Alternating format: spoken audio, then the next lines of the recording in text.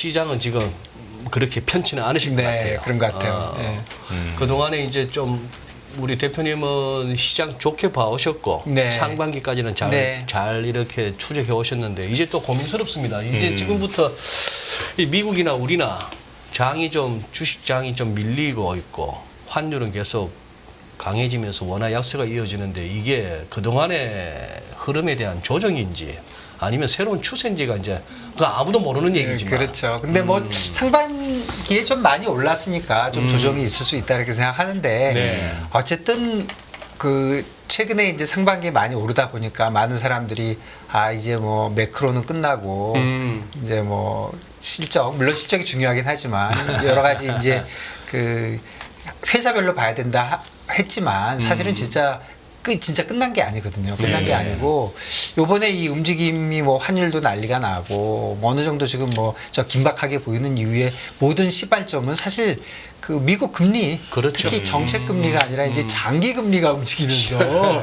거기서부터 이제 움직이게 된 거고 그러다 보니까 지금 뭐 여러 가지 뭐 분석들 많이 하시고 다른 분들 다 해줄 테니까 저는 환율에만 좀 집중을 해가지고 어제부터 한 2, 3일 사이에 환율이 이제 많이 변하고 이 레벨이 굉장히 뭔가 크리티컬한 레벨에 가 있으니까 그래서 아까 말씀드린 거는 야 진짜 제가 여기 나오는 건 한 달 반 전에 잡았는데 야 이게 환율 이렇게 크리티컬한데 그러니까요. 나오게 됐다 이렇게 됐는데 어쨌든 환율이 굉장히 좀 크리티컬한 레벨에 있고 제가 그 요즘 뭐 이제 3주 놀면서 그 유튜브 개인 거 하다 보니까 이게 조금 제목을 좀 자극적으로 써야 된다 그래서 제가 환율 삼국지라고 썼는데 맞아요.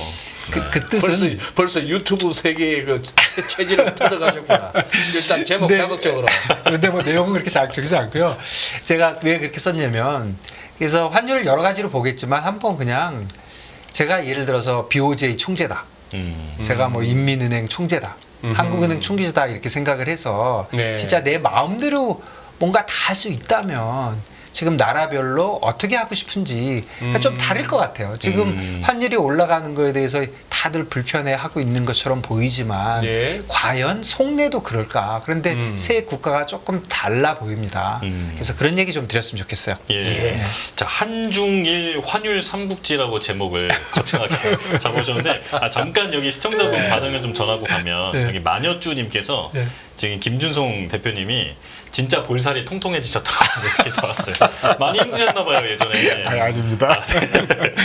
자, 그러면 한중일 환율 삼국지 이제 어떤 주제로 이야기를 해주실지 기대가 되는데요. 자, 뭐 설명을 좀 부탁드릴게요. 우선 제가 이 화면을 여기 그냥 그 실시간 화면인데요.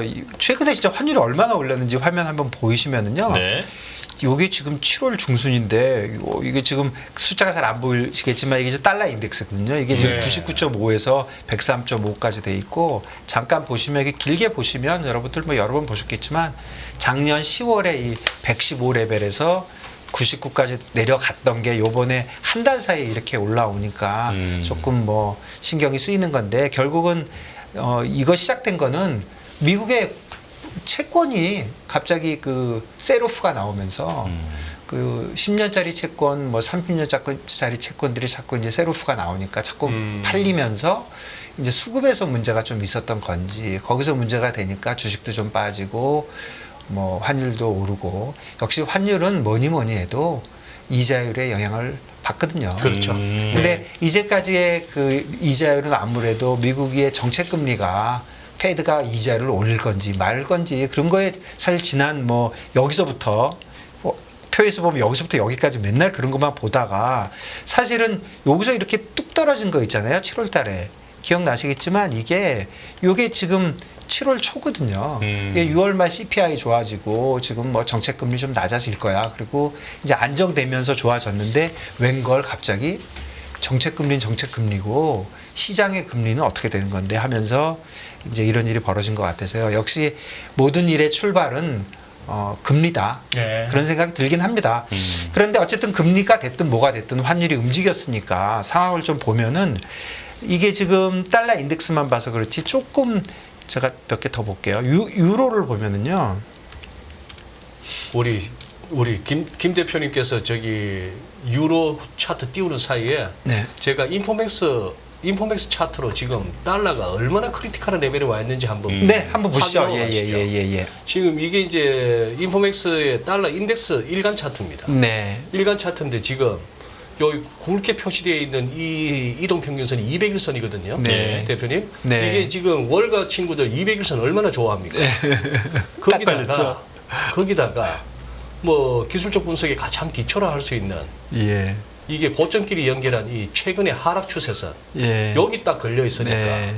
이거 지금 200일선 열고 이 하락 추세선 열어버리면은 위가 좀 횡해지거든요. 네. 이런 정도의 아주 크리티컬 레벨이 와 예, 있습니다. 좀 레벨 자체가 그렇게 돼 네. 있고 그래서 뭐 유로 달러도 뭐 그냥 간단하게 지금 언뜻 보면 이게 이제 얼마나 내린지는 모르겠지만 네. 뭐 방향은 거의 비슷하고요. 유로 네. 달러도 그러고 또 뭐 옌도 다 비슷한 레벨로 지금 다 움직여서 지금 요거는 유로 차트인가요? 예, 좀 전에 유로였고요. 네, 네, 네. 제가 옌 한번 눌러볼게요. 옌도 네. 똑같아요. 옌도 뭐 지금 7월 여기서부터 다 이 정도 올랐는데 이렇게 일본의 상황을 좀 보면은 일본의 상황을 보려면 이거 한번 보셔야 돼요. 유로 옌이요. 유로 옌이 이게 무슨 15년 만에 그거래요. 유로엔이. 예, 유로 옌이요. 이거 한번 보세요. 유로엔이 엄청 높아졌겠는데. 높아졌죠. 와우. 왜 그러냐면 여기서 7월 달에 올라갈 때 아까 우리가 그림을 그냥 예. 단순하게 봐서 야, 달러가 다 강세가 됐다고 하지만 네. 유로에 비해서 옌이 훨씬 많이 밀린 거예요. 그래서 이거 굉장히 길게 봐도요. 유로가 굉장히 예, 엔 대비 이게 비싸졌다. 이게 지금 차이가 많이 납니다. 이게 네. 유로가 이게 제가 달로 볼게요. 이게 월로. 뭐, 예, 월로 보면은 이게 여기가 1980년도예요. 1987년도에 지금 여기에 걸려 있는 거거든요. 여기가 지금 1998년이에요. 네. 그러면 지금 몇 년 전입니까? 지금 그래서 지금 잠깐만요.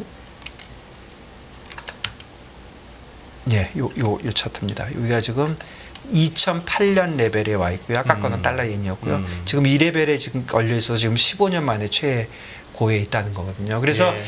결론만 얘기하면 일본이 지금 달러에 대해서만 약세가 된 것이 아니라 아하. 유로에 대해서도 많이 약세가 됐어요. 예. 그러니까 결국은 일본의 상황은 뭐냐면 YCC죠. YCC를 철폐를 하겠다. 그러니까 YCC 철폐하겠다는 것은 결국 이자를 올리겠다는 것인데 사실은 뭐 0.5에서 1%까지 올리겠다고 얼마 전에 그랬다가 네. 하루 지나갖고 0.6 되니까 놀래가지고 시장에 다시 나왔거든요. 네. 그러니까 일본은 아직도 자신이 없는 거고 일본의 상황은 뭐냐면 일본이 아주 오랫동안 갖고 있었던 구조적인 문제가 있잖아요. 뭐 경기가 계속해서 낮게 가고 인구 구조의 문제도 있고 디플레이션 압력이 있고 그런 게 사실 최근에 진짜 경기 불씨가 요만큼 살아났잖아요. 요만큼 살아난 그 불씨를 어떻게 꺼버릴 수가 없는 거죠. 그러다 결정타가 또 그 중국의 디플레이션이 온다고 하니까 그러니까 일본이 지금 굉장한 그러니까 달러가 전체적으로 달러 이자율이 올라가서 달러가 강세인 것도 있지만 일본 내부적으로 봐도 예나가 약세에 굉장한 압력을 받고 있어요. 그래서 예나가 사실은 많이 밀리고 있는데 그 일본 예나 약세에 관련돼서 보려면 이거를 한번 봐야 될 것 같아요. 네. 일본하고 중국하고 비교를 좀 해봐야 될 것 같아요. 아시아에 오늘 일본, 중국, 한국을 좀 비교를 네. 해보면 뭐 지난 3년 동안 사실 일본이 오랜만에 이제 중국 주식을 앞질렀어요. 이거는 아주 예전에 11년부터 12년, 13년에 앞섰을 때를 제외하고는 진짜 오랜만에 있는 일이고 지금 이 말씀은 차트의 의미가 차트의 MSCI 의미는 예. 재팬 인덱스에서 MSCI 차이나 그렇죠. 인덱스를 뺐다. 위에면 일본이 더 잘 나갔다. 더 잘 나간 거고 아. 밑에는 중국이 잘 나간 네. 건데 일본이 중국보다 잘 나간 게 최근에 3년인데 지금 차트에는 안 나오지만 2017년 이후에 예. 그 외국인 투자 자금이 중국보다 일본이 처음으로 앞질렀대요. 2023년 1월 달에. 네. 그게 한 일주일 전에 나온 그 누가 계산을 했겠죠. 네. 1사분기를. 네. 이 1사분기에 그렇게 나와서 일본이 사실은 이 주식 시장이 좋아지면서 해외 자금이 좀 들어왔어요. 예. 해외 자금이 들어왔고 요거는 이제 당연히 뭐 똑같은 얘기지만 일본이 주식이 오르니까 일본의 뭐 PE 레이셔요. 요 파란색 색깔이 일본의 PE이고요.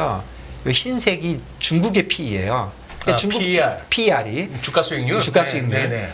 퍼가 지금 중국은 10선에 있고 일본은 위에 있으니까 이건 이제 많이 벌어서 일본이 그야말로 덜 레스 어트랙티브한 거 아니냐 이렇게 한대지만 저는 그렇게 생각은 안 해요. 왜냐하면 그래봐야 너무 낮거든요. 그래봐야 너무 낮기 때문에 뭐 그 정도는 아닌 것 같고, 그래서 여기서 이제 제 생각에는 중요하게 생각해야 되는 대목은 일본은 옌 약세가 과연 일본한테 무슨 의미가 있는지 한번 생각해 보는 게 좋은 것 같아요. 그냥 조금 큰 그림으로 조금 한 발짝 물러서 보면은 그동안 옌을 사실 아베노믹스 한다고 해서 옌을 많이 올려놨잖아요. 그랬죠. 예전에 비하면.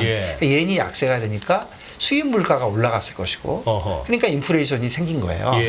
근데 일본은 인플레이션 생기면 좋은 거잖아요. 인플레이션 만들려고 그렇게 한 거잖아요. 그러니까 좋은 거고, 수출도 또 수출 경쟁력이 뭐 좀 제고가 됐겠죠. 그러니까 일본한테는 예나가 약세가 되는 거, 그러니까 달러가 올라가는 거, 예나가 약세가 되는 게 나쁘지가 않은 거예요. 그러니까 아베노믹스에 진짜 이제 뭔가 결실을 10년 만에 본 거니까 사실 속으로는 좋아하고 있는데, 그런데 이게 150 레벨에 가버리니까 이렇게까지 계속 가도 되나?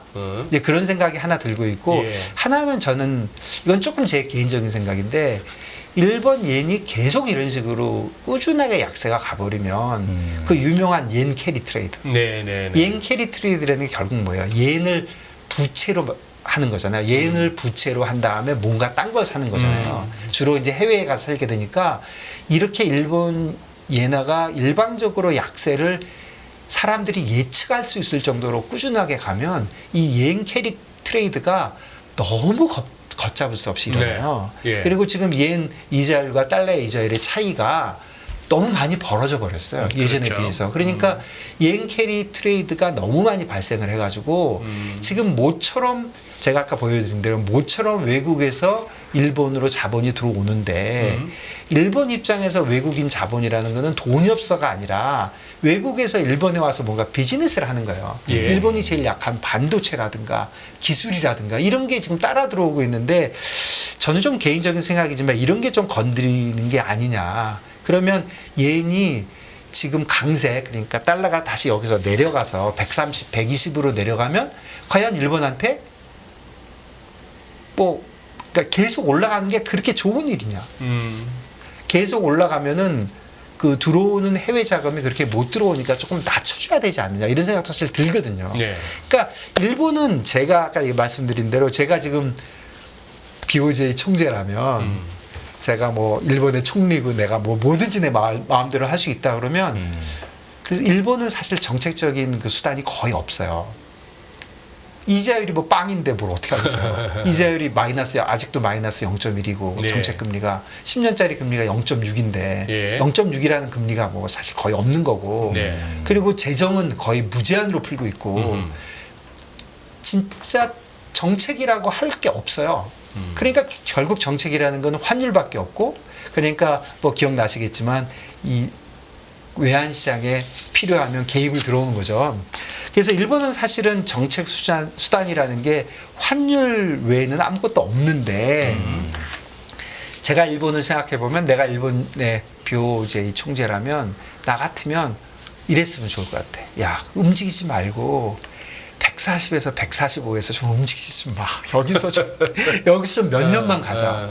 여기서 가는 동안 뭐 외국인들도 좀 들어오고 인플레이션도 좀 생기고 모든 게 좋으니까 난 지금 너무 좋아. 너무 좋으니까 여기서 움직이지 말자. 그러는데 어쨌든 150 위로 올라가니까 뭐 개입이 나오기는 하겠지만, 개입이 나온다 하더라도 뭐 130, 120 이렇게 낮추고 싶지는 않을 것이다. 그러니까 120 지금 레벨을 유지는 하고 싶어 할 거다. 전 그렇게 생각하는 편입니다. 그래서 일본의 상황은 옌 약세 위협이 상당히 있지만, 그리고 또 개입은 나올 것으로 생각이 되지만, 나온다 하더라도 장기적으로 보면 유지를 하고 싶어 할 것이다, 이런 생각이 들고요. 뭐 소장님 잘 아시겠지만 일본은 사실은 다른 그 정책 수단도 없고 하기 때문에 개입이 나오면 진짜 무식하게 나옵니다. 무식하게 나옵니다. 그러니까 일본이 저는 150 정도 가면은 뭐 개입이, 그러니까 일본은 살살 개입은 안 할 거예요. 뭐 어제 오늘 보면은 뭐 앞으로 계속 말씀드리겠지만 중국은 이미 개입 나오고 있는 것 개입 같고 나오고 있죠. 한국은 뭐 어제 오늘 뭐 제가 보기에 100% 나왔고요. 그러니까 결국 일본은 개입을 이렇게 잘 나오지 않지만 일본이 개입을 나오게 되면 크게 움직이는데 그 원하는 방향이 유지하는 것이다. 그렇게 좀 생각이 됩니다. 그러니까. 그렇군요. 예. 그 중국 얘기를 좀 해볼게요. 중국 위안화도 뭐 보나 마나입니다. 너무 많이 뭐 움직여가지고요. CNH로 볼게요. 네.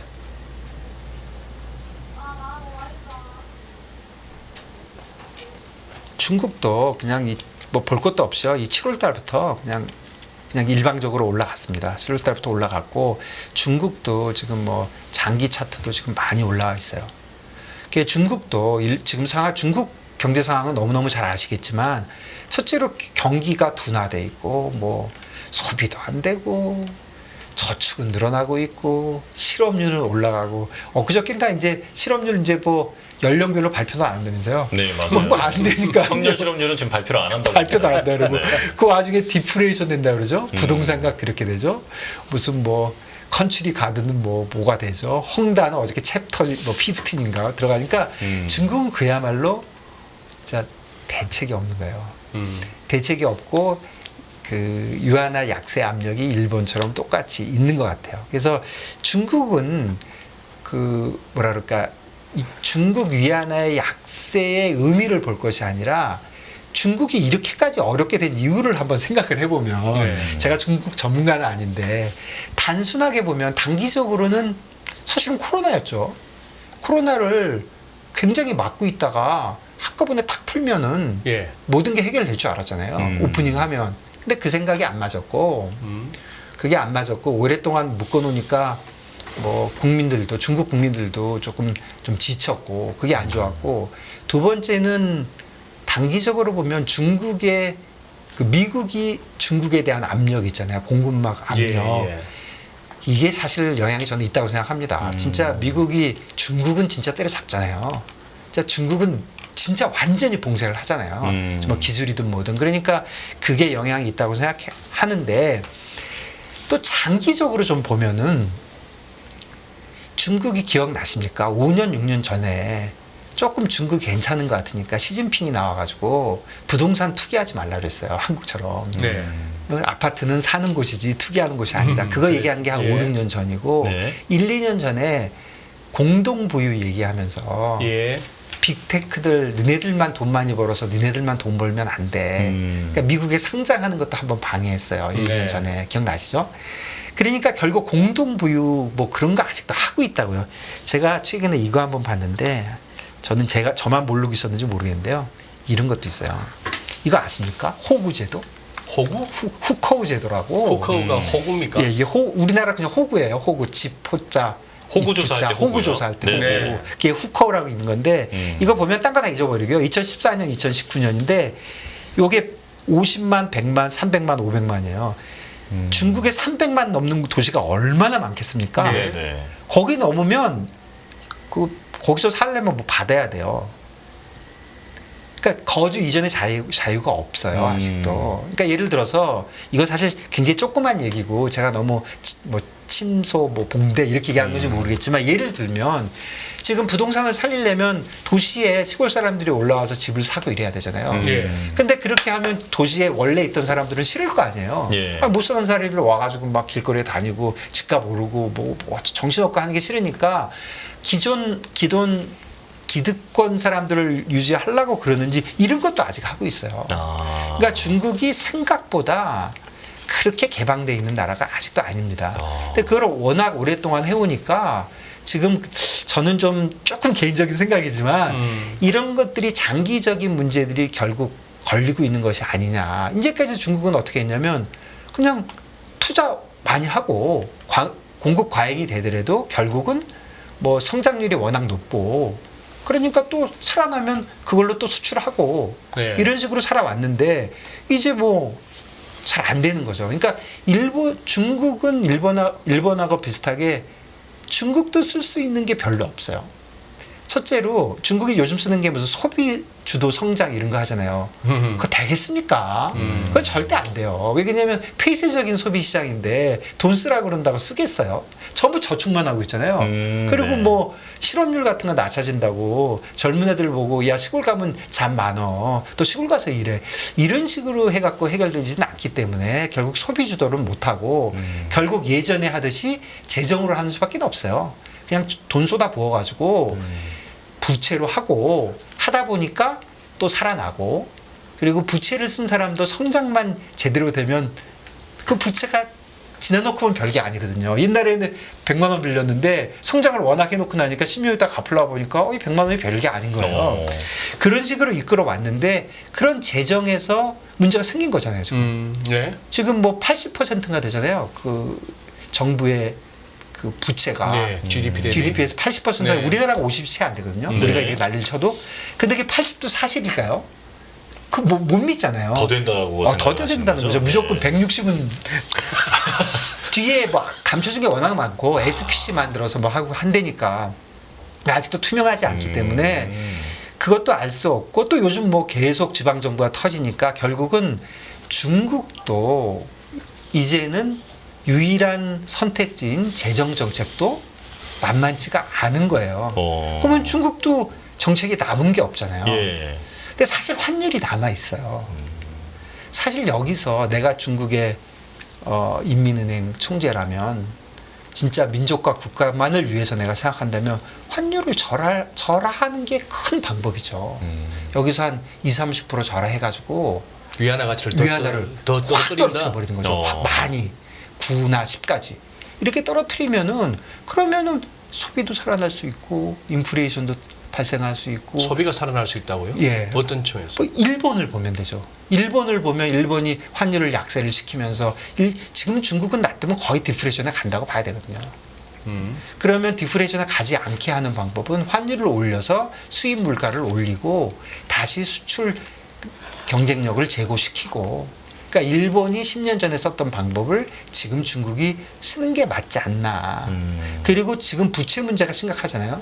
해외에서 그 빌린 부채도 많은데 그런 것도 그 좀 완화를 시키고 하려면 제가 볼 때 중국이 지금 쓸 수 있는 재정 정책이 안 먹힌다면 중국이 쓸 수 있는 거는 저는 외환이 남아있다고 생각은 해요.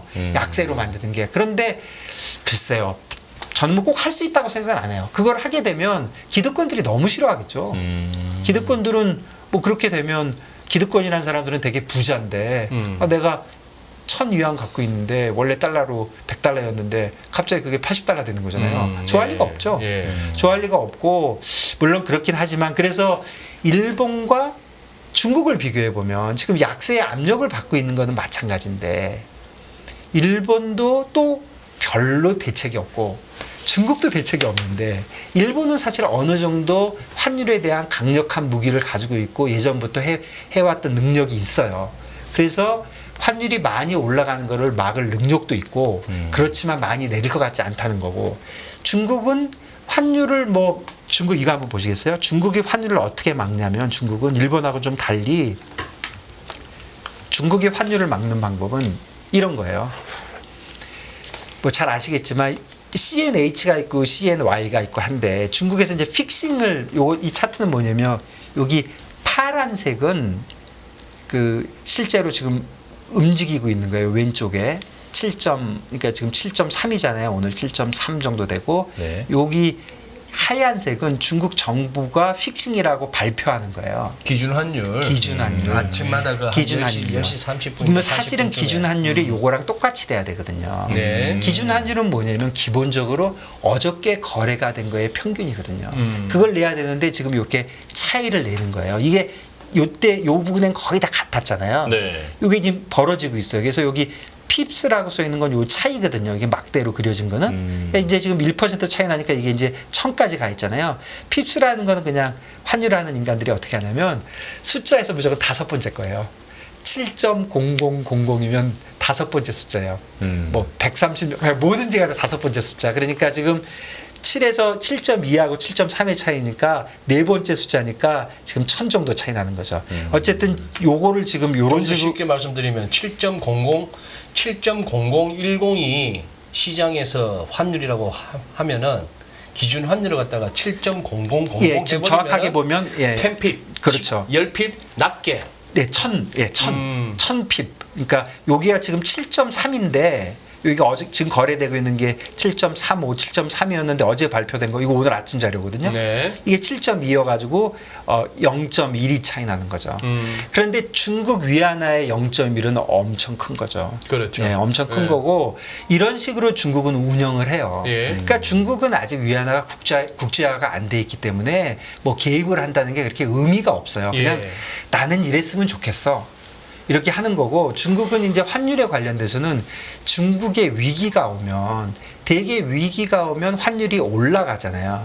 그렇죠. 환율이 올라가는데 중국은 예전부터 위기가 오면 환율을 억지로라도 낮춰요. 예. 그 이유는 그 국내에 있는 기득권들을 좀 안정시키려고 항상 그랬어요. 국내 정치용인 건가요? 네, 그러면? 국내 정치용인 거죠. 아, 왜냐하면 예. 환율은 자기네들이 관리하고 있으니까 아까 말씀드린 대로 이건 좀 제 생각인데 중국에 뭔가 위기가 왔는데 중국 환율도 약세가 돼. 그러면 중국에 있는 부자들이나 기득권들은 너무 싫어. 이거 뭐 내가 갖고 있는 거 다 왜 이렇게 되는 거야. 그러니까 일단 환율을 막아놓고 버틸 때까지 버텨. 그러다가 언젠가 해결이 되면 그때 은근슬쩍 올려. 그래서 사실 길게 보면 아까 그 위안화가 많이 올라왔지만 항상 위기만 되면 꼭 이런 식으로 하는 거예요. 올리지를 않고. 그러니까 사실은 지금 중국도 막고 있는 거고 일본도 막았으면 좋겠는 거고. 그러니까 둘이 사정은 같지만 제가 볼 때 중국은 제가 결론을 내면 중국은 저는 개인적으로 볼 때는 위안화를 절하시키는 게 중국에 도움이 될 것 같다. 그렇지만 인간들은 절하시킬지 잘 모르겠다. 그렇지만 시장이 억지로 절하시킬지도 모르겠다. 그런 생각이 좀 듭니다. 예. 그래서 일본의 경우는 되도록이면 유지시는 정책을 해야 되는 것이고 중국은 그냥 당위성으로 보면 저는 올려야 된다고 생각해요. 환율을. 예. 올리는 게 중국 경제는 맞다. 실제로 뭐 하고 못하고를 떠나서 그런 생각이 드는데 제가 오늘 계속 삼국지라고 얘기하는 게 네. 한국은 그래서 좀 재미나는 현상은 한국은 지금 환율 어떻게 해야 됩니까? 위안화도 따라가고 엔도 따라가는 그러니까 뭐 약세에 굉장히 노출돼 있죠. 예. 일본만 노출돼 있는 게 약세 아니고 압력이 높은 거죠, 압력이 현재. 워낙 큰 거죠. 달러도 올라, 그러니까 달러도 위로가, 옌도 약세가 돼, 위안화도 약세가 돼. 우리가 예전에는 위안화 많이 쫓아갔거든요. 네. 최근에 한 6개월 동안 옌 많이 쫓아다녔어요. 예. 얘를 쫓아가도 안 돼, 얘를 쫓아가도 안 돼. 약세 압력이 있고 또 수출이 요즘 안 되잖아요. 예. 어쨌거나 수출 안 되고 있고 또 알게 모르게 은근히 요즘 해외에다가 계속 투자하고 있어요. 들고 나가는 달러 네, 많죠. 기업들도 투자하고 네. 있고 네. 또 여러분들도 요즘 뭐 나스닥인데 투자 많이 하잖아요. 그러니까 그렇죠. 계속 나가고 있으니까 우리도 압력은 엄청나게 있어요. 그런데 다시 이제 내가 돌아가서 내가 한국은행 총재예요. 네. 제가 대통령이고 내가 예. 우리나라 마음대로 할 수 있어요. 그러면 우리나라를 위해서 지금 환율이 어떻게 되는 게 좋을 것 같아요? 일본은 가만히 유지하는 게 좋을 것 같고 중국은 좀 절하되는 게 좋을 것 같아. 근데 저는 우리나라는 조금 절상되는 게 좋을 것 같아요. 우리는 네, 왜 그러냐면 우리는 뭐니 해도 지금 경기도 문제고 우리도 부동산 문제가 있잖아요. 네. 우리도 부동산 문제가 있고 우리도 지금 기업들이 그 생산성 문제도 있고 하니까 어떻게 해서든지 금리를 낮추는 게 지금 굉장히 중요한 것 같아요. 금리를 낮춰줘야만 부동산 문제도 해결이 되고 가계부채 문제도 해결되고 모든 게 실타래가 풀려갈 텐데 금리를 낮추려고 하니까 사실 우리나라 환율은 뭐 지금 일본도 쫓아가고 뭐 중국도 쫓아가지만 우리나라 금리는 딱 한 나라 쫓아가요. 미국. 그렇죠. 네. 네. 미국만 쫓아가는데 미국이 지금 당분간 금리가 내려올 생각을 안 하잖아요. 계속 올린다고 하는데 그럼 말씀해 주신 대로 어떻게 내려야 되는 건지. 어떻게 내리냐는 거죠. 미국이 가만히 있는데 우리가 내릴 수 있느냐. 네네. 이런 문제가 생기는데 그렇게 하려면 환율을 내려야 돼요. 환율만 안정시켜 놓으면 금리를 내릴 거예요. 지금 저번 주인가 저저번 주에 노무라가 서베이 했는데 중국 다음에 아시아에서 두 번째로 금리를 낮출 나라가 어디라고 서베이가 됐냐면 한국이에요. 그래요. 네. 3등이 인도네시아, 4등이 필리핀인가 그래요. 그러니까 중국을 빼니까 우리가 1등이에요. 그러니까 예. 아시아에 있는 모든 사람들이 글로벌리 어떻게 보고 있냐면 한국 은행들은 제대로 살려면 금리를 인하를 해야 돼. 지금 낮출 타임이야. 알고는 있는데 금리를 낮췄다가 환율에서 너무 이상하게 돼가지고 나라가 꼴이 전체가 잘못될까 지금 못하는 거니까 내가 한국은행 총재라면 야 우리가 지금 외환보유고도 좀 있고 우리가 중국이나 일본에 비하면 뭐 경쟁력 있는 기업들도 좀 있는데 그냥 과감하게 환율부터 잡어. 환율만 강세를 시켜놓으면 그러면 미국 안 내려도 그냥 내려버리는 거죠. 뭐를 이자율을. 금리를요. 그 이자율을. 그러니까 이자율을 내리기 위해서는 환율이 안정돼야 되는데 이것저것 쫓아다니다 자꾸 올라가니까 그래서 한국은행 입장에서는 지금 일본이나 중국이나 한국이나 제가 다시 되돌아가서 얘기하면 세 나라 다 엄청난 약세 압력을 받고 있어요. 근데 일본은 유지하는 게 정답인 것 같고 중국은 올리는 게 정답인 것 같고 환율 우리는 우리는 내리는 게 정답인 것 같거든요. 그래서 이 세 개의 나라가 붙어가지고 비슷한 꼴을 당하고 있지만 지금 원하는 바는 좀 다른 것이 아니냐. 그게 제 생각입니다. 내리면 좋을 것이다. 네. 내려야 금리를 인하할 수 있을 것이다. 저는 그렇게 생각해요. 내려야. 그리고 사실 최근에 우리 주식시장도 보면 원달러 강세되는 거하고 주식 오르는 거하고 코릴레이션이 워낙 좋았어요. 지난 상당 기간. 사실 시장이 제일 과거에는 그랬었죠. 시장이 사실 엄청 제일 똘똘하다고 봐야 되는 거거든요. 그러니까 야 원화가 좀 강세가 되면 우리나라에 좋을 거고 주식도 좋을 거야. 주식이 좋아지면 야 원달러도 좀 내려와도 돼. 결국 우리가 요즘 바이 코리아, 셀 코리아 이런 쪽으로 좀 이렇게 양쪽으로 다니는 것 같고 어쨌든 우리나라 원화가 절상되느냐 절하되느냐가 어느 게 경제에 맞느냐는 뭐 경제학자들이 여러 가지로 얘기할 수 있겠지만 지금 최근의 시장의 그동안의 분위기로 볼 때는 최소한 시장은 저 원화가 강세가 돼서 한국은행이 마음이 좀 편해져가지고 금리를 좀 내려주시면 안 되나? 좀 이렇게 생각하는 것 같아요. 또 한 가지 이유, 제가 조금 강세가 되는 게 좀 좋을 거라고 생각하는 이유 중에 하나가 금리 쪽에서 한번 살펴보면 미국은 이제 정책 금리가 있고 이제 시장 금리가 있는데 정책 금리는 당연히 이제 매일매일 금리고 시장 금리가 10년에 있잖아요. 정책 금리는 지금 뭐 5.5에 있는데 지금 10년짜리 금리는 4.3 됐다고 지금 난리가 난 건데 그러니까요. 어쨌든 더 밑에 있잖아요. 그러니까 앞으로 정책금리가 내려오니까 얘는 여기 있어야 되겠다. 그리고 시장금리와 정책금리가 알아서 따로 놀고 있는데 한국은 실질금리가 10년까지 못 가요. 시장이 그렇게 딥하지가 못하니까. 그러니까 우린 실질금리가 되게 한 3년이거든요. 그러니까 무슨 얘기냐면 미국은 경제활동을 되게 10년짜리 기준으로 하는 거예요. 내가 돈을 빌려도 10년을 빌리는 거예요. 집을 살라고 빌릴 때도.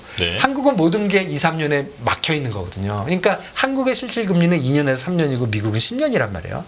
그러니까 우리는 어떻게 되냐면 미국은 정책 금리를 올리거나 내려도 10년짜리 금리가 네 마음대로 해봐. 이거 잘 안 움직여요. 그러니까 이게 어쩔 땐 차이가 50이 됐다, 100이 됐다. 그리고 어쨌든 내려가 있잖아요. 야 나는 내려갈 거라고 믿고 있어. 그러니까 저 멀리 있는데 한국은 그렇게 못하는 게 시장이 워낙 작다 보니까 그 하루짜리 금리 정책 금리를 올려버리면 3년짜리 금리가 그냥 맥도 없이 쫓아가요. 영향을 크게 받는군요. 크게 받아가지고 지금은 우리나라 금리는 하루짜리부터 30년까지 그냥 쫙 일자예요. 3.6. 최근에 좀 올라가지고 좀 올라갔지만 워낙 플랫하고 결국 국내 결론만 얘기하면 정책 금리를 국내에서 올리면 실질 금리가 거의 바로 움직여요. 2, 3년짜리가 이제까지 경험으로 보면 그럼 10년짜리는 또 3년짜리에 거의 묶여 있어. 그러니까 우리는 정책 금리만 내려주면 시장 금리도 내려올 것이라고 저는 생각해요.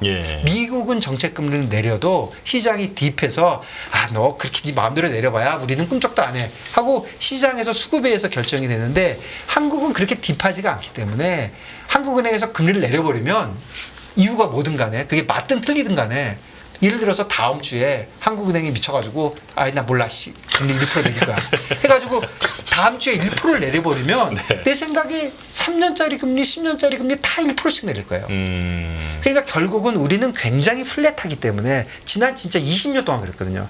그러면 결국은 우리나라를 경제를 조금 좋게 하는 쪽으로 가려면 금리를 내려야 된다. 정책 금리를 빨리 내려야 된다. 그런데 미국이 안 내리니까 못 내리고 있는 거거든요. 못 내리는 우리만 그러면 따로 내려도 좋은데 따로 못 내리는 이유는 환율이 걱정되는 거죠. 환율도 걱정되고 환율이 걱정된다는 거는 뭐 그냥 가뜩이나 돈이 자꾸 나가는데 해외로 그냥 왕창 돈이 나가버리는 거 아닌가 그런 걱정을 하니 이후에 어쨌든 간에 이 정신없는 와중에 환율을 좀 상대적으로 꼭 절대적인 강세가 아니더라도 상대적인 강세만 조금 요번에 일본이나 위안화에 대해서 조금만 강세를 유지하는 쪽으로 가야 되겠다 하는 생각을 우리 형님들이 지금 책상에서 하고 계시지 않을까. 네. 그러면은 예. 지금 대표님께서 네. 말씀하신 거는 그래 줬으면 좋겠다 차원 내지는 뭐 하나의 뭐 당론이라 치고 네. 그러면 실제 네. 환율이 떨어지기 위해서는 딴 거보다 무엇보다 시장에서 외환 수급상 달러 공급이 우위가 돼야 되거든요. 네. 그러니 수출로 해서 버는 것이든 아니면은 우리가 해외에 주식 투자를 하건 공장 짓겠다고 들고 나가든 직간접 투자 때문에 들고 나가는 달러보다 외국에서 우리나라에 직간접 투자하겠다고 들어오는 달러가 많든 어쨌거나 달러가 많아야 된단 네. 말이죠. 네. 뭐 투기 세력들이 네. 워낙 강해질 거야 해서 달러 파는 거는 어차피 걔들은 네. 팔았으면 또 사야 네. 되니까 네. 별 그건 없다 네. 치고 실제 리얼머니에서 달러가 많아야 되는데 그렇죠.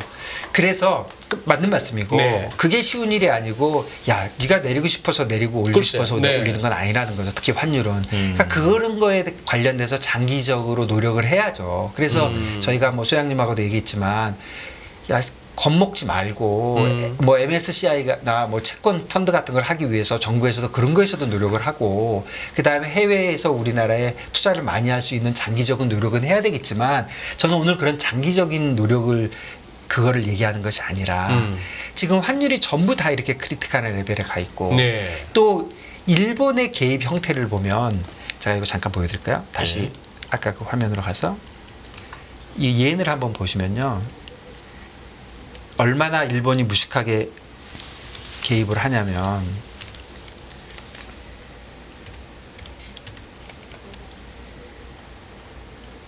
이게 언제냐면요. 이게 지금 2023년 11월이 여기거든요. 주식 높았을 때 이겁니다. 이거 하루 만에 이게 일간 차트예요. 얘들이 146에서 팔아가지고 138을 만들었어요. 하루 만에. 하루 만에요. 네, 예. 8년을. 그 대개 일본 BOJ 개입을 할 때는 그냥 저도 그냥 현업에 있을 때 봤는데 BOJ가 반드시 페드하고 먼저 상의를 해요. 연준하고. 그래갖고 BOJ가 개입을 하고 나면 10분이든 1시간이든 5시간이든 하루든 이틀이면 연준이 꼭 팔아줘요. 내가 쟤하고 통화했어. 그러니까 금액은 얼마인지 모르고 꼭 안 팔아주거든요. 이때도 연준이 요쯤에서 팔았어요. 그래서 BOJ는 한 방에 해요. 그러니까 사실 8년을 뺀다는 거는 한 5%에서 7%를 빼는 거거든요. 그러면 트레이더 입장에서는 얼마나 무섭겠습니까? 잘 올라가고 있는 애를 갑자기 그냥 7%를 빼버리니까 네. 가르쳐주지도 않고 아무도 하지 않을 것 같은 시간에 갑자기 하거든요. 그러니까 일본은 이제 그게 특기니까 일본은 저는 그렇게 할 것이다. 그렇게 하는 레벨은 요때 그러니까 사실 옛날에 형님들이 어떻게 하셨는지 레벨이 중요한데 그때 146에 했으니까 요번에는 요 탑 레벨 요 150 그때는 어떻게 했냐면 150을 갔을 때 안 하고 내려오고 있을 때 하더라고요. 효과를 극대화하기 위해서. 그래서 요번에는 저번에 한번 이 작전을 썼으니까 150 가면 하지 않겠느냐. 그래서 저는 일본은 150에 한다고 보는데 그러면 한국도 결국은 저는 사실 개입이 나올 거라고 지금 계속 지금 조금 믿거든요. 그게 네. 맞다고 생각하니까 한국하고 일본. 한국은 언제 했냐면요. 제가 이거 기억을 제가 하려고 항상 저는 적어갖고 다니는 편인데 4월 13일 날 했어요. 1326원에. 4월 13일이면 요 근처예요. 1326원. 여기 보면은 올라갈 때 한 거예요. 1326원. 예. 요때 개입을 해서 여기까지 뺐어요. 1290원까지. 한 방에. 네. 야, 이거 한 방에 뺐지 않았어요. 네네. 우리는 그렇게 무식하게 안 해요. 그렇지만 확실하게 보여줬어. 야, 나 너무 싫어. 아까 일본은 한 방이었고. 그리고 우리는 사실 어제 오늘도 했는데 살살 하는 거죠. 살살. 그 어제 오늘은 뭐 거의 100% 했다고 봐지거든요. 그렇지만 살살 한 거고 이때는 보여줬어요. 아, 난 진짜 싫어. 나 진짜 $1 싫어. 이래가지고 그때 뺐는데, 그러니까 시장이 알아서 1290원까지 빠졌는데 그 다음에 달러 인덱스가 뭐 이런저런 이유로 올라가지고 1340원이 갔는데 가만히 있었어요. 개입하지 않고. 그랬는데 시장에서 한국은행이 1326원에 팔은 거를 인정을 해가지고 시장에서 한번 팔아줬어요. 기억나십니까? 그랬다가 다시 1340원 가니까 이때 한국은행이 팔았어요. 한국은행이 나름대로 잘해요. 그래서 여기까지 뺐잖아요. 근데 가만히 생각해 보면 4월 달에 1326원일 때 달러 인덱스가 101.50이었어요. 예. 원옌이 1000이었어요. 예. 그러니까 그때는 원화만 왕따를 당했어요. 그러니까 나는 원화만 왕따 당하니까 1326원이고 지랄이고 나 무조건 팔아 이랬는데 왜 우리 원화만 약세야? 그렇죠. 근데 지금은 왜 1326원이 넘었는데도 안 팔고 있냐? 뭐 조금은 팔았지만 대박으로는 안 팔고 있거든요. 네. 그때 보면 지금은 103.50이잖아요. 달러 인덱스가. 그리고 원년이 920 920 천원 하던 놈이 920원 왔으니까. 그리고 5월 15일 날 팔았을 때는 1340에 팔았을 때 달러 인덱스 102.50이었어요. 네. 그리고 저기 원년이 985원이었어요. 네. 저는 이런 거 잘 적고 다닙니다. 왜 그러냐면 이런 날에 오면 거의 또 판다고 봐야 되거든요. 그런데 어쨌든 간에 김 대표님 옛날에 그 막 포지션 잡으실 때 그 촉이 막 살아나시는구나. 그래서 저는 어떻게 보냐면 한국은행이 판다고 봐요. 한국은행이 거의 못 참는 레벨에 왔어요. 내가 못 참는 레벨에 못 참는 레벨에 왔고 한국은행이 좀 능력이 좀 붙여가지고 아씨 원화만 왕따 당하는 거 아니고 일본도 작살나고 있는데 위안화는 더 작살나고 있고 아 좀 기다릴까 하다가 제 그냥 생각되는 시나리오는 여기서 그냥 힘없이 다 빠져버리거나 미국 이자율 내려오고 달러 빠지고 그래서 그냥 내려가서 없었으니 될 확률 반. 뭐 위아래로 내리는 게 반반이니까 내일이라도 이게 반이고 만일에 올라가게 되면 첫 번째는 150엔이 가면 150 가기 전에 한국은행이 한번 먼저 팔아주든지 아니면 150 가면 저는 일본은 무조건 판다고 생각하거든요. 그러면 그 인간들이 무조건 5엔에서 10엔은 내릴 거예요. 그러면 원엔이 계산되면 확 올라와 버리거든요. 그러면은 한국은행에서 팔아주지 않을까. 그래서 사실은 그냥 트레이딩 관점에서 제가 무슨 뭐 세계 경제가 어떻게 되는지 뭐 어떻게 알겠습니까? 사실 별로 관심도 없고. 그래서 제 생각에는 지금 환율이 이렇게 오르는데 우리가 너무 오르는 거에 걱정할 필요는 좀 없는 것 같다. 그런 생각이 들고 내가 지금 환율 트레이딩을 한다면 저는 그냥 뭐 원래 이런 트레이딩은 별로 좋은 아이디어가 아닌데 BOJ 형님하고 BOK 형님 믿고 조금 팔아봐야 될 것 같아요. 왜 그러냐면 개입은 거의 뭐 제 생각에는 90% 이상 나올 것이고 살살 파는 것이 아니라 지금 일본이 있고 한국도 한 번은 보여주는 것이 우리나라 경제에 더 좋을 것 같다. 그렇다면 우리 지금 한국은행이 굉장히 사실은 굉장히 훌륭한 분들이 많이 가 계시니까 이런 걸 판단해서 한국은행이 강하게 개입을 하고 말로도 나는 원달러 더 올라가는 거는 원하지 않아. 이렇게 한번 발표하지 않을까. 그런 예측이 좀 듭니다. 뭐 하는도 하는이지만 또 세종의 기재부도 뭐 그분들이 뭐 같이 하니까 그래서 지금 뭐 그 중앙은행 그 환율에 관련돼서 중앙은행을 믿고 뭔가 하는 거는 꼭 항상 좋은 아이디어는 아니긴 한데 딱 오늘 시점에서 보면은 반반인데 내려가면은 제 오늘 말씀드렸던 거 다 김준성 나와서 헛소리했구나 하고 생각하시면 되고 혹시라도 여기서 올라가면은 너무 이게 너무 막 1,400원 막 1,500원 뭐 이런 거 아니냐는 생각은 좀 아니지 않느냐. 경제적으로 볼 때도 그렇지도 않고 요번에 한국은행은 여기서 한번 보여주지 않겠나 그렇게 생각합니다.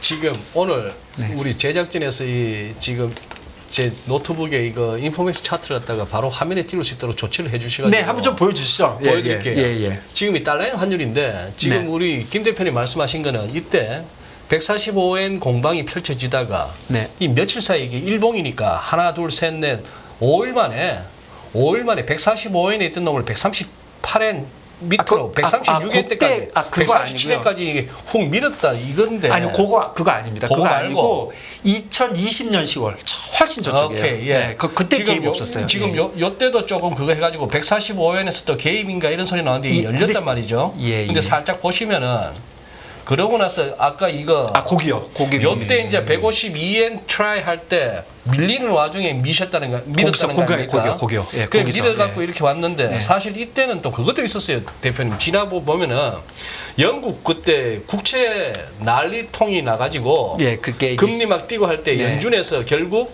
자이언트 스텝 밟다가 이제 우리 좀 금리 보폭을 좀 줄이게 하는 그때부터 연준 피봇 얘기 나오면서 달러가 약해졌던 그렇죠. 것도 있는 와중에 예. 갖다 들이다 미니까 통했던 거고. 그렇죠. 여기서 지금 이제 대표님이 말씀하신 BOJ는 한번 움직이면은 시장을 작사를 낸다 하는 걸 갖다가 한번 크게 한번 보시죠. 월간 차트입니다. 네. 월간 차트인데 가보죠. 이때가 소위 말하는 아베노믹스였고요. 네. 아베가 총리도 되기 전인데도 시장은 알아서 했고, 뭐 구로다 하루이코가 판때기 들고 와서 무슨 뭐 양적 완화 QQE 하겠다고 했을 때는 벌써 시장은 미리 다 가 있었던 레벨인데 조금 더 가보죠.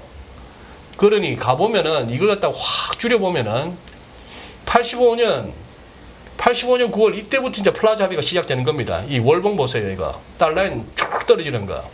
이때면 한 240엔 하던 놈이 1달러당 240엔 하던 놈이 10년에 걸쳐서 80엔까지 왔으니까 83, 24니까 우리 환율로 치면 1,500원 하던 놈이 500원까지 오는 이 10년에 걸친 이거 하고 나서 이 부분 잘 주목하시면은 BOJ의 무서움이 나옵니다. 이때 이거 다시 역플라자 합의에서 달러 그거 하는데 이때 제가 완전 그 신빙 딜러 때 밤을 샜거든요. 밤을 샜는데 와 10년 동안 달러에 떨어지는 것만 봤던 딜러들이 원빅 투빅 오르니까 미친 듯이 또 달러를 팔고 엔 사고 했더니만 걔들 갖다가 밤새 다 죽이더라고요. 그래서 지금 말씀드린 대로 예. 그러니까 결국은 일본은 정책 수단이 환율밖에 없기 때문에 그래요. 다른 게 있지 않기 때문에 환율로 하는 것이고 능력이 있다는 건 다 인정하거든요. 그럼 중요한 거는 일본 예나의 강세와 약세의 의미가 진짜 중요하거든요. 진짜로 지금은.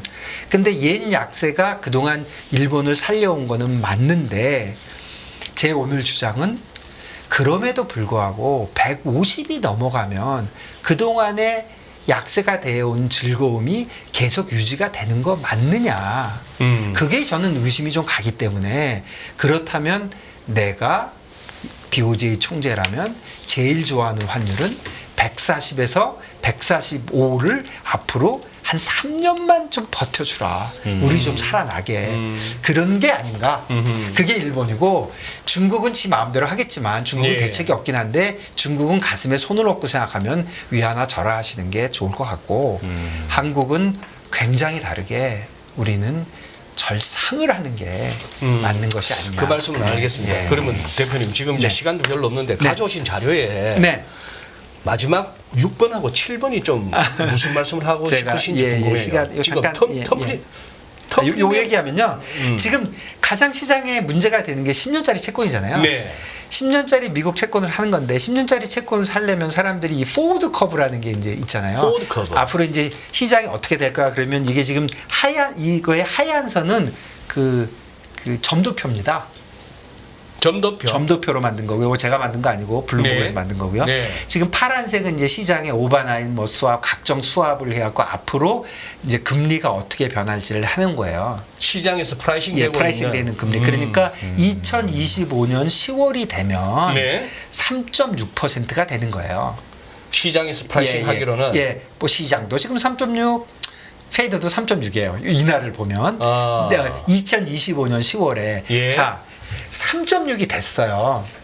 오버나잇 금리가. 예. 그러면 3개월짜리 금리는 거의 그냥 3.6이에요. 미국은. 그렇다고 봐야 되겠죠. 3.6이면 그때 10년짜리가 얼마 가 있으면 될 것 같으세요?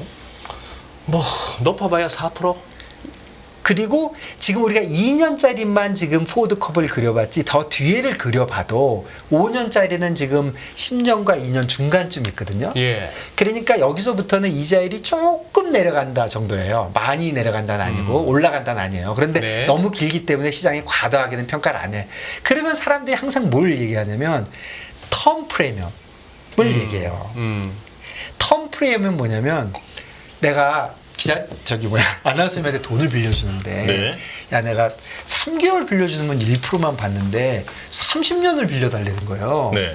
그럼 나 어떻게 생각하냐면 첫 번째 야, 이 인간이 30년 동안 멀쩡하게 살아있을까? 크레딧 리스크. 아, 정정하실 거라고 생각합니다. 예. 이제 뭐 제가 이제 뭐 그렇구나. 이제 3학년인데. 저는 뭐 건강하겠죠. 예. 그 크레딧 리스크가 있고 그러니까 좀 더 받아야 되겠다. 그게 있고 두 번째는 그 기사님, 아나운서님은 괜찮아 네. 보이는데 야 내가 3년 있다 돈이 필요하면 어떡하지? 그러니까 그게 유동성 리스크예요. 그래서 유동성 리스크와 그런 신용 리스크 때문에 돈을 좀 더 받아야 돼. 그게 텀 프리미엄이거든요. 예. 그러니까 예를 들어서 산업은행이 돈을 3년 빌리는 거하고 30년을 빌린다 그러면 3년에 5%에 빌리면 10년은 7%, 8%, 9%를 줘야 되는 거 맞아요. 아, 리스크가 여러 가지가 있다는 예. 말씀이시죠? 예. 그런데 미국 국채를 보면요. 미국 국채를 보면 미국 국채를 30년에 안 갚을 가능성이 있어요? 없다고 봐야죠. 1번. 두 번째, 미국 국채를 갖고 있는데 유동성, 프라이스를 떠나서 그게 없어요? 아니죠. 아무 때나 팔아버리면 팔 수 되니까. 있다. 네. 그러니까 이 차트를 보면 이거 제가 그린 게 아닙니다. 이게 트레저리 텀 프레임을 그려본 거예요. 골드만삭스에서. 무슨 모델이래요. 그러니까 앞으로의 이자율 포워드 커브와 실제를 차이를 내보면 그 차이를 보면 이게 마이너스라는 건 무슨 뜻이냐면 이 롱텀 프리미엄이 텀 프리미엄이 없다는 소리예요. 아예. 그렇다면 자 없을 수 있다는 가정만 해보세요. 지금 마이너스가 돼 있으니까 그 가정만 해주면 지금 사람들이 얘기하는 게 약간 이상하다고 생각하는 거예요. 그러면 2025년 10월에 오버나잇이 3.5가 돼 있는데 10년짜리 금리가 꼭 4.5가 돼야 되냐 이거예요. 3.5일 수도 있죠. 똥똥 프리미엄이 하나도 없다면. 결론만 얘기하면 지금 미국 이자율 4.3이 5.5에 비해서 밑에 있으니까 엄청 낮은 거니까 앞으로 올라갈 거야. 이거는 딱 맞는 생각이 아니라는 거예요. 지금 시장 프라이스로 봐도. 이걸 보고 얘기하면 다들 야 지금은 롱텀 프리미엄이 지금 이제 개판이 된 거지 그때 가면 프리미엄이 생길 거야. 그런데 보시면 트레저리에서는 그렇게 잘 생기지 않아요.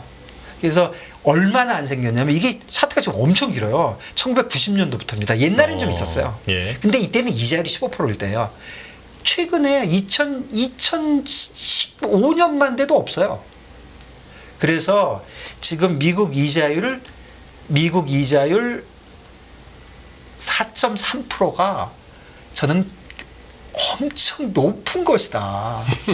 이게 그렇게 쉬운 게 아니다. 그리고 제가 은퇴를 해서 보니까 제가 갖고 있는 돈을 누가 매년 3%씩만 이자 준다 그러면 해피하겠어요. 그런데 미국의 재무부가 나한테 4.3을 줘? 제가 하는 게 하도 복잡하고 그다음에 두 번째 돈이 별로 없어 그렇지? 해피할 것 같아요. 그래서 지금 금리의 레벨이 높게 가는 건 맞지만 지금 2년 후에 보니까 2년 후에 되면 지금 10년짜리 채권이 8년 되거든요. 8년 남거든요. 2년 지나도 8년이 남아요. 그때 금리가 4.3이 낮아 보인다고 생각하면 안 될 거라는 거죠. 좀 길게 봐도 그때 가서 오바나의 금리가 그야말로 3 내지 3.5에 있다고 만일에 믿으신다면 시장이 다 믿고 있잖아요. 다 믿는다면 그때 가서의 금리는 4% 근처보다 낮을 수도 있다. 오히려 3.2가 될 수도 있다. 그렇다면 지금 4.3짜리를 사놓으면 그때 가면 엄청 좋아지겠죠. 그러니까 지금 금리 레벨을 보고 야 지금 금리가 역전이 돼갖고 경기 침체가 어쩌고 저쩌고 하니까 지금 미국 10년짜리 금리는 말도 안 되게 싼 거야. 근데 요번에 드디어 정신을 차리고 올라간 거야. 그러니까 미국 금리가 올라가고 주식 갖고 있던 사람들이 드디어 이제 정신을 차릴 거야. 이렇게 하지만 그거는 지금 시장 프라이싱을 볼 때 꼭 그런 것은 아니다. 그리고 미국 트레저리에 대한 이해에 약간 오해가 있다. 근데 지금 이제 오늘 대표님 말씀하신 이 말씀은 이제 시장의 프라이싱이 옳다면은 시장이 믿고 있는 바대로 현실화 된다면이라는 이제 가정인데 여기에 어제 뭐 다른 사람도 아니고 레리 서머스가 이 이코노미스트들 내지는 이 거대 담론 갖고 이렇게 밤새기 좋아하는 사람들한테 진짜 화두를 하나 던져버렸습니다. 화면 하나 띄워주시죠. 이 맨날 저보고 연합인포맥스는 니는 진행이나 해서 이런 얘기할 틈이 없는데 네. 지금 이 화면 한번 띄워주신다면은 네. 이거 제가 오늘 딴 데 가서 이걸로 한참 얘기를 했습니다만 어제 나온 얘기가 레리 서머스가 예. 이거 지금 연합뉴스 보도까지 다 나온 거예요. 네. 지금 10년물 국채 수익률 향후 10년 동안에 평균 4.75%를 유지할 수가 있다 이거예요. 평균. 네. 그러다 보니까 평균이 10년 동안 4.75가 되려면 어떨 때는 3%대이기도 하고 어떨 때는 5%도 갈 수도 있고 한 그런 상황인데 인플레이션과 실질금리와 방금 말씀하신 텀 프리미엄 이 세 가지 이유로 그렇게 얘기를 했으니까. 그래서 사실은 저도 저 기사 읽었고 네. 저도 좀 봤는데 제가 그러니까. 오늘 이 얘기를 이제 환율 얘기해서 이 얘기까지는 못할 줄 알았는데 네. 제가 오늘 이런 말씀을 드린 것도 사실 저 기사가 저도 타겟입니다. 저는 저게 좀 오버했다고 생각합니다. 서머스가 오버했다. 네, 오버해.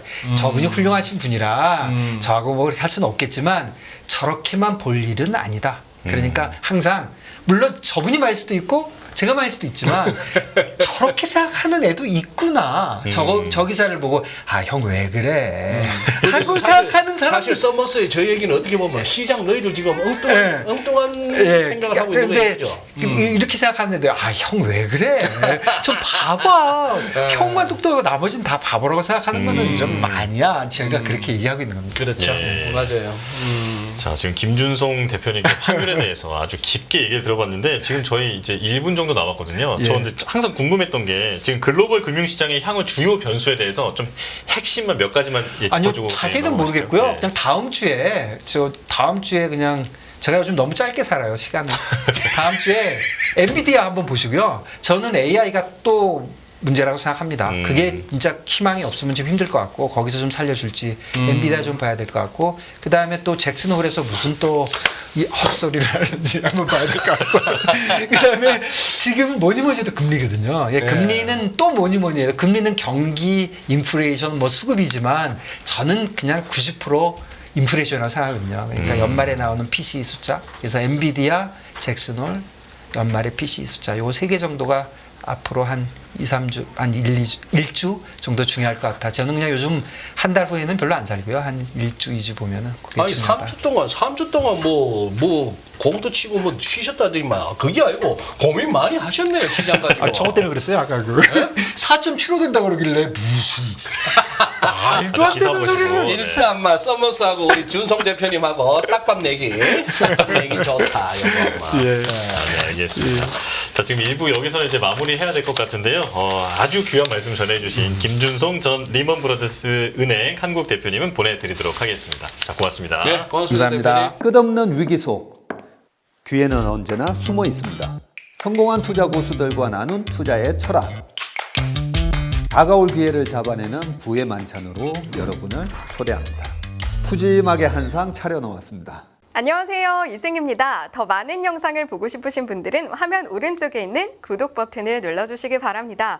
그리고 영상을 보시면서 좋아요는 필수인 거 아시죠? 항상 인포맥스 라이브를 사랑해주셔서 감사합니다.